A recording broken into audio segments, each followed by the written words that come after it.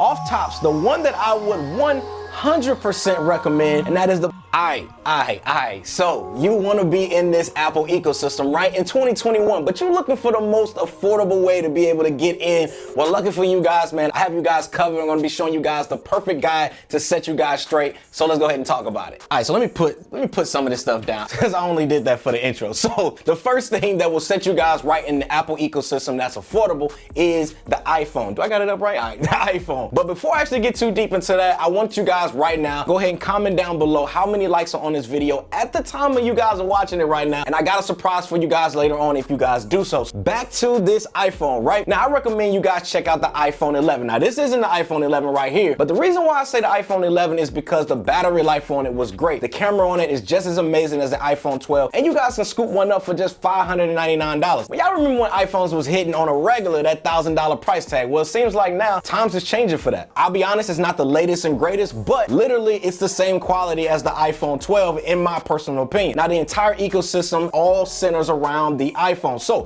what do I mean by this? When you guys scoop up a pair of AirPods or AirPods Pro, AirTags, Apple TV, iMacs, which those videos is coming really soon, so definitely keep it locked for that. Just got my shipping confirmation today, so that bad boy will be here on Friday. Cannot wait. M1 Mac Mini, everything runs through the iPhone, then it spreads out to the rest of the ecosystem seamlessly. So, for example, when you connect your AirPods Pro to your iPhone, boom, just like that, it is now within your iCloud account, and it is now accessible from any Apple device. Like, all I have to do is go to my Apple TV and select AirPods Max or AirPods Pro, and it connects up quickly. And the same goes for something like MacBook Pro computers or even my iPad that I showed you guys earlier. Connecting everything using the iPhone is where the journey pretty much begins. Let's go ahead and tally right here. We're gonna tally right here on the screen so that way we can keep track of how much money we spending so far. Now, the next thing that I recommend you guys have, if you guys are wanting to experience this ecosystem, and that is grabbing a pair of AirPods. Let me just grab my AirPods real quick. All right, now these are the AirPods Pro, but I don't recommend you guys actually grab the AirPods Pro because I understand these can be pricey and people actually didn't personally like them because of the fit, and I can see why that is. So when it comes to the fit, AirPods actually fit better than the AirPods Pro in my opinion, and they are cheaper, coming in at $159. Now, the reason why you guys want to scoop these up is for two reasons. The first reason being, since the iPhone no longer includes wired headphones in the box and they no longer have headphone jack, you pretty much are going to need to have something to be able to listen to your music or take phone calls on the go. And trust me,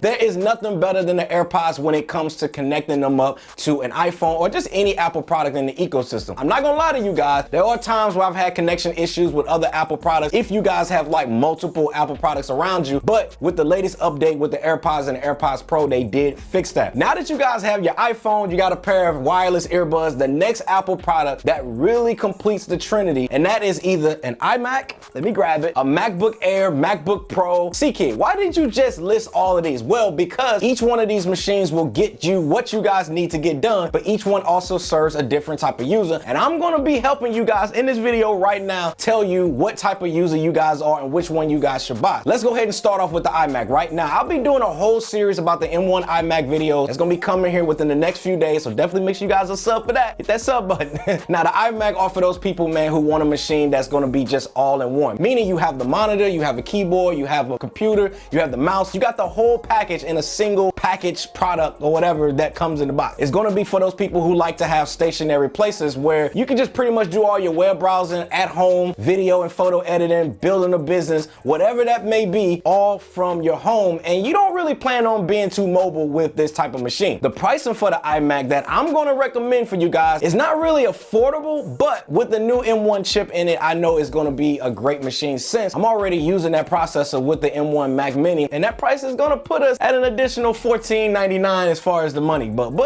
just keep watching. Now, speaking of the M1 Mac Mini, let's talk about who this machine is actually for, because it's for a special group of people. And I'm gonna tell you, if you're part of that special group of people, by far it's the most affordable way to get into the Mac OS system, because the price of the M1 Mac Mini Mini is literally only $100 more than the iPhone 11 that I told you guys about earlier in this video, just being $699. Yes, you heard that right. You guys can get a whole Mac computer for just $699. But this price is only the surface because remember, I said it's for a special group of people, mainly people like me.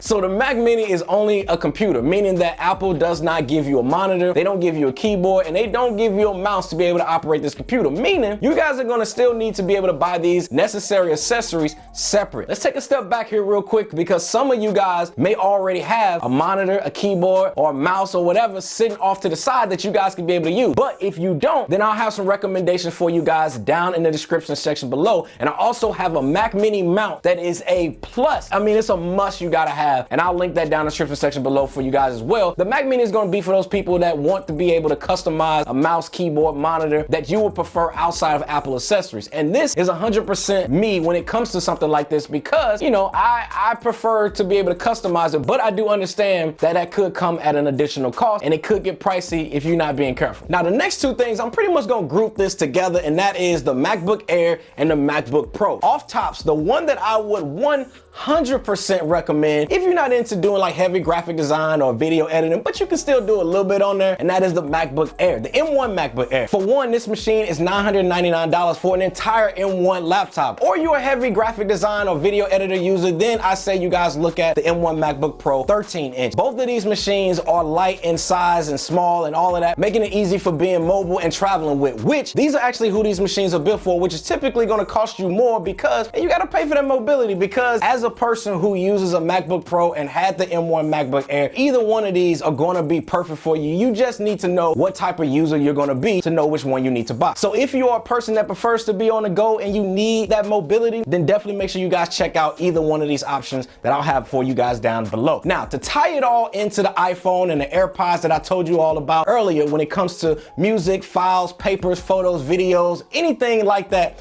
AirDrop should be the eighth wonder of the world. The reason I say this is because, again, starting with your iPhone, let me grab my iPhone. Starting with your iPhone, you can snap a photo, capture that video, and easily use AirDrop and pop it up to your computer in just seconds, regardless of how big that file is. Because I'll be honest, on a daily basis, guys, I'm AirDropping 5 to 10 gigabyte files to my iPhone in seconds, and it's super fast. And it's small things like that that just makes the Apple ecosystem just super powerful, and it's hard for other manufacturers to honestly be able to compete with. If we just look at those core essential items and different things that I put together, that totals to $1,457, meaning you can get the essential Apple ecosystem package for just about $1,400, which is cheaper than what some manufacturers are selling just one smartphone for. I know there are more Apple ecosystem products out there that you guys can get, like the iPad Pro I just showed you, Apple TV, HomePod mini speakers, but I didn't want this video to be like too crazy long, so I'll be doing a separate video talking about that, and that's gonna be dropping tomorrow, so definitely make sure you guys come back and get more details around that. Make sure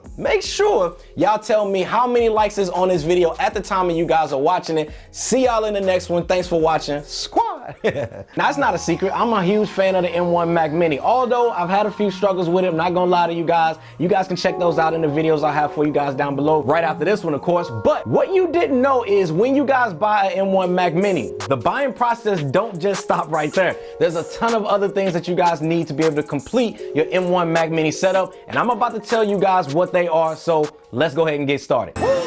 So it's been about 2 months now since I copped the M1 Mac Mini. Wow, low pro, fresh in the aisles, 16 to 8 gigabytes. Tell me what's your style. I'm here to tell you if it's good. If it's not, then it's not worthwhile. Let's see. Hold up, performance is great. Apple chips stand up right now. Let's go, let's go. No overheating, got grace the jigs up. Best desktop, I own the glow up. Let's get into this video and complete our 2-month doc order routine checkup. I'm back with these bars, shining through the shadows. Hit that like button and subscribe right now while I spit bar loud to your stereo.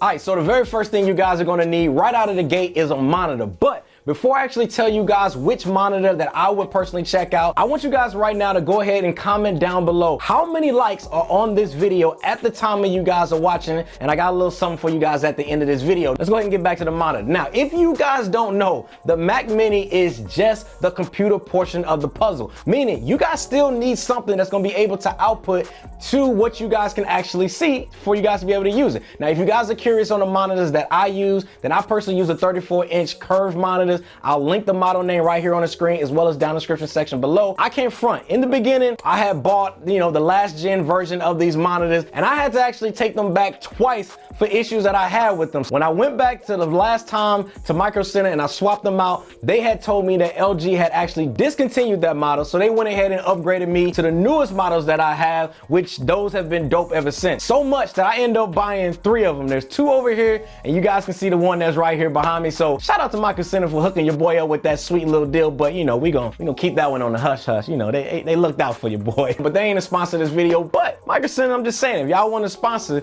your boy, just let me know. I'm here for y'all. Squad, if y'all want to go out on Twitter and let them know, tag them in it, tag your boy in and say, yo, you need to collab with CKid. I got some fire content I can bring y'all way if y'all went ahead and did that. So, just go ahead and head on over to Twitter and do that.